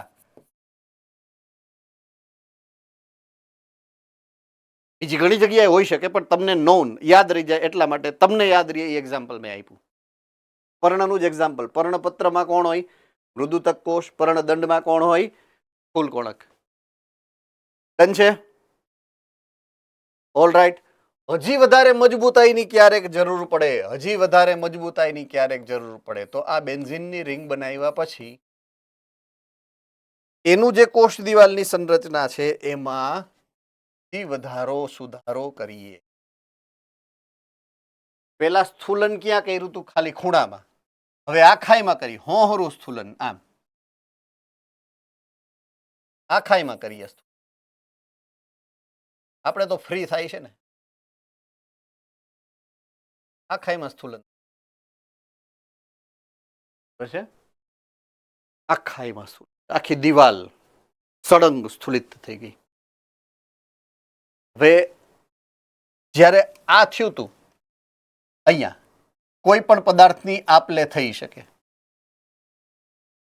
અહીંયા આપલે ન થઈ શકે, પણ જ્યાં ખુલ્લું છે અહીંયા આપલે થઈ શકે. જ્યાં ડબલ આ છૂટા છૂટા છે અહીંયા, હવે આ ભેગું થઈ ગયું ને, અહીંયા આપલે ન થઈ જાય. એટલે જે દ્વિતીય કોષ દિવાલ જે બને અથવા તો તૃતીય કોષ દિવાલ બને ને, એ અવાહક હોય. અવાહક. કેવી? અવાહક. તો અહીંયા એકેય જગ્યા એવી નથી કે જ્યાં કોઈ પદાર્થ અંદર બહાર જઈ શકે. પોઈન્ટ સમજો તમે? એકેય ખૂણો એવો નથી કે જ્યાંથી બહારથી કોઈ પદાર્થ અંદર આવી શકે કે અંદરથી કોઈ પદાર્થ બહાર જઈ શકે. એનો અર્થ એ છે કે આ કોષ જીવી ન શકે.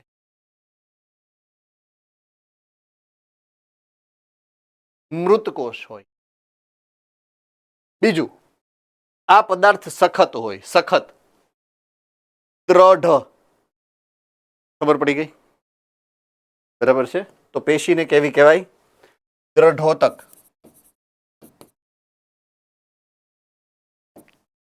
હવે એમાં સામાન્ય રીતે જે સ્થૂલન થાય છે, લિગ્નિન જેવા પદાર્થોનું થતું હોય છે. સામાન્ય રીતે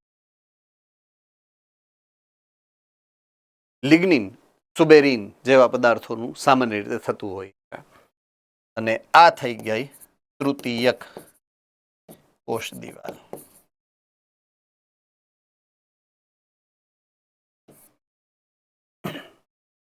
ઉદાહરણ,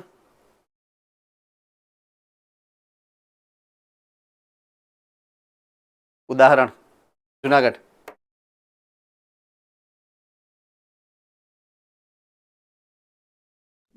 થર્ડ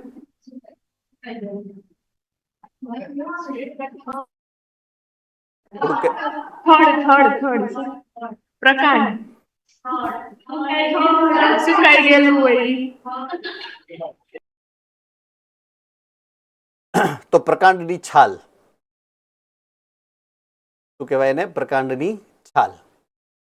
ઓકે. હવે ફળના ઉદાહરણમાં તમે શીખ્યા છો સેબિયા ફળ, એનું અંતઃફલાવરણ.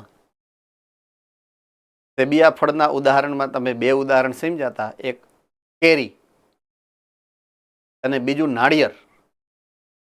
રાઈટ? તો નાળિયેરની કાચરી કે ગોટલાની ઉપરનો ભાગ કેરીનો, એનું અંતઃફલાવરણ કહેવાય.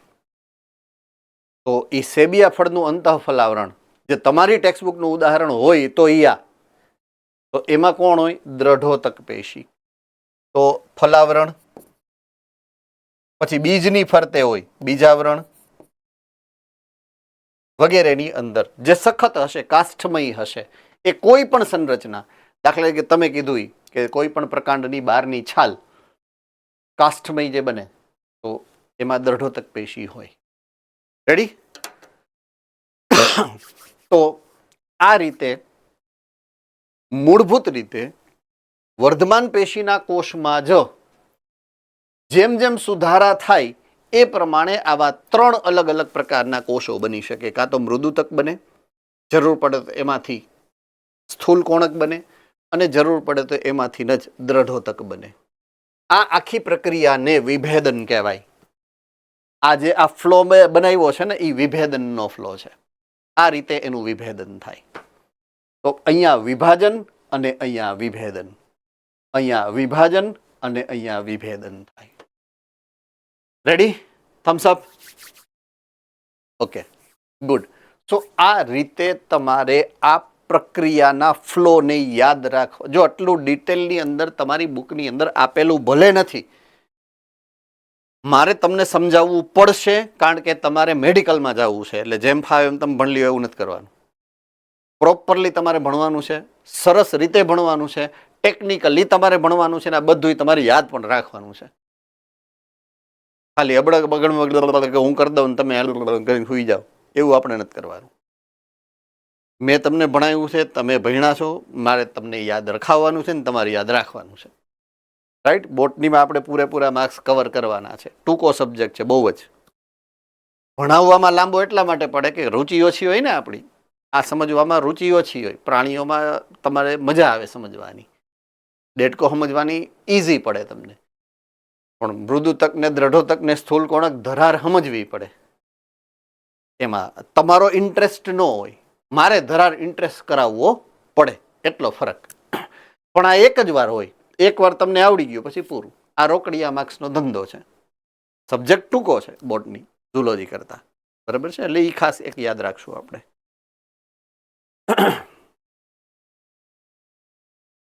ઓકે. સો બે પ્રકારની પેશીઓના સમૂહ છે. એક વર્ધમાન પેશી છે, એક સ્થાયી પેશી. તો વનસ્પતિ પેશીને આપણે બે વિભાગમાં વહેંચી છે. હવે વર્ધમાન પેશી એટલે વિભાજન ક્ષમતા ધરાવતા કોષો, અને સ્થાયી પેશી એટલે કોષ વિભાજનની ક્ષમતા ધરાવતા નથી એવા પ્રકારના કોષો. આપણે ઓલરેડી મેં તમને આખી વર્ગીકરણની હેરાર્કી એટલે કે શ્રેણી આખી ભણાવી તમને. હવે આ બે મુખ્ય જૂથોમાં વનસ્પતિ પેશીઓનું વર્ગીકરણ કરવાનું છે. કઈ રીતે? તો પહેલું આવશે વર્ધમાન પેશી. વર્ધમાન પેશીમાં જો અગ્રસ્થ વર્ધમાન પેશી, આંતરવિષ્ટ વર્ધમાન પેશી અને પાર્શ્વીય વર્ધમાન પેશી તમે ભણી લીધી છે. રેડી? 3 પ્રકારની. રાઈટ.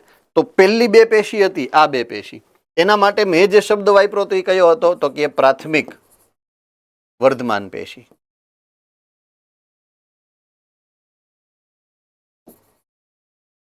બે છે, એક અગ્રીય અને બીજી આંતરવિષ્ટ.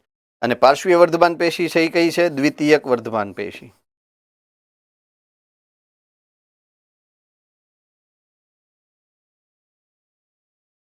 રેડી? તો આપણને એ ખબર છે એ શું છે એ, એટલે આપણે ડાયરેક્ટલી એને એક્સપ્લેનેશનમાં જ જશું. તો વનસ્પતિમાં વૃદ્ધિ મોટે ભાગે કોષ વિભાજનના ચોક્કસ વિસ્તાર પૂરતી જ મર્યાદિત છે. વૃદ્ધિ ક્યાં થાય? જ્યાં વર્ધમાન પેશી હશે ત્યાં. એના પછીનો વિસ્તાર પ્રલંબન અને પછી વિભેદન થઈ જાય. એટલે વૃદ્ધિ એક જ જગ્યાએ થાય જ્યાં વર્ધમાન પેશી છે ત્યાં.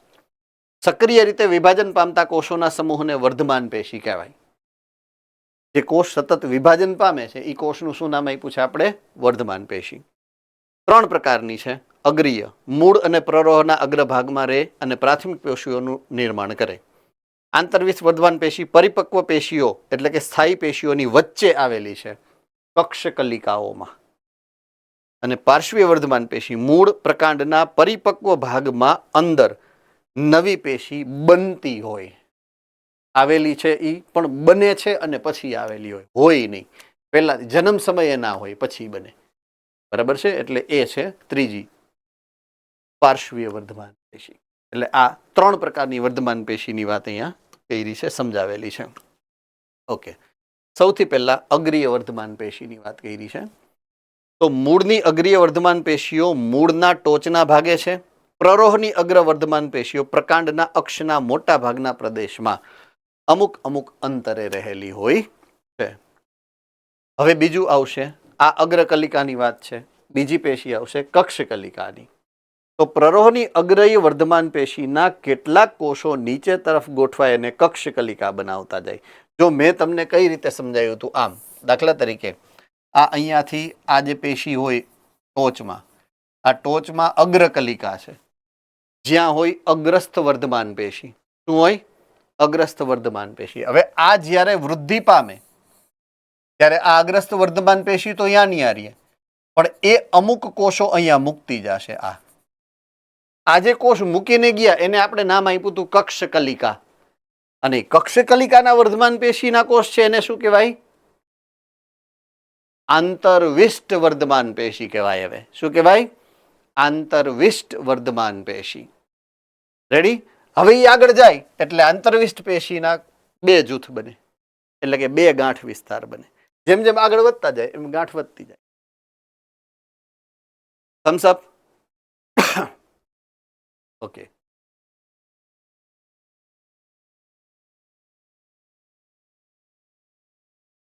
આ આકૃતિ.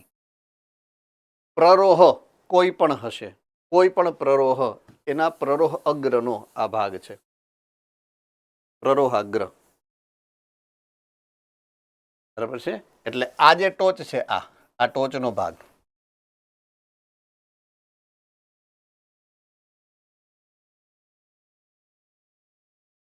એ આ છે.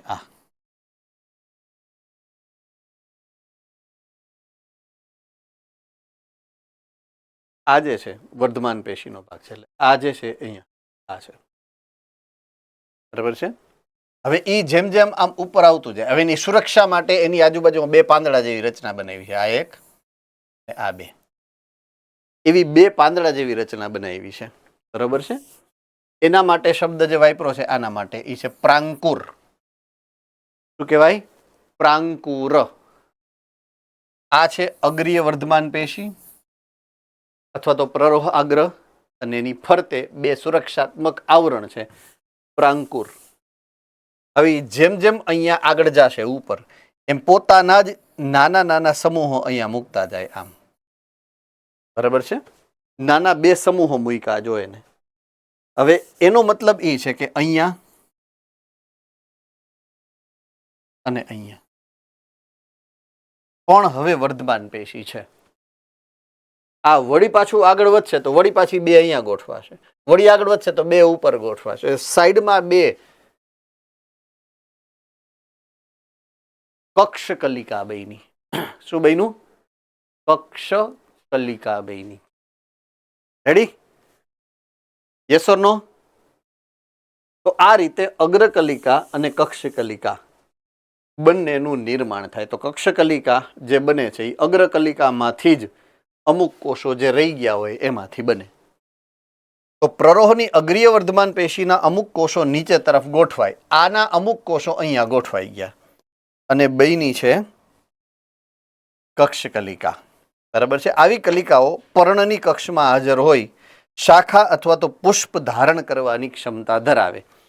એટલે અહીંયા જે આ પેશી બની એનાથી આ શું બન્યું? આ પર્ણ છે. આ શું બન્યું? પર્ણ છે. એમાંથી પર્ણ બને, શાખા બને, પુષ્પ બને, ફળ બને. એ બધું કેમાંથી બને છે? કક્ષકલિકાઓમાંથી. બરાબર છે? એટલે અગ્રકલિકા જેમાં હશે અગ્રસ્થ વર્ધમાન પેશી, અને કક્ષકલિકા જેમાં હશે આંતરવિષ્ટ વર્ધમાન પેશી. ચાલો, આમાં કોઈને કાંઈ ડાઉટ હોય કહી શકો છો. બરાબર છે?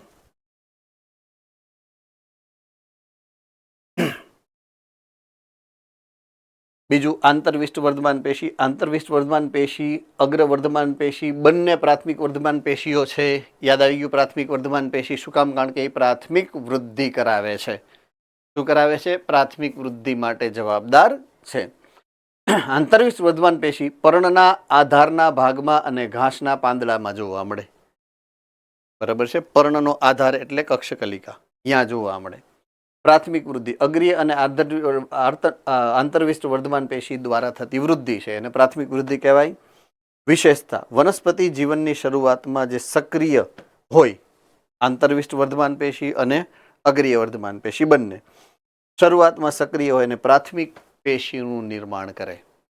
તો અગ્રસ્થ વર્ધમાન પેશી અને આંતરવિષ્ટ વર્ધમાન પેશી બંને જ્યારે વનસ્પતિઓ અંકુરિત થાય, બીજનું અંકુરણ થાય અને વનસ્પતિ બને નવી નવી, ત્યારે આ બંને પેશીઓ સક્રિય બને, પ્રાથમિક અંગોનું નિર્માણ કરે. એટલા માટે એને પ્રાથમિક વૃદ્ધિ કરતી અથવા તો પ્રાથમિક વર્ધમાન પેશી કહે. રાઈટ? ઓકે, હવે ત્રીજા નંબરની એટલે કે પાર્શ્વીય વર્ધમાન પેશીની વાત આપણે આના પછીના લેક્ચરથી આગળ વધારશું. બરાબર છે? થોડીક વધારે એમાં સમજૂતીની જરૂરિયાત પડે એટલે અત્યારે સમય ઘટશે, 4 વાગી ગયા.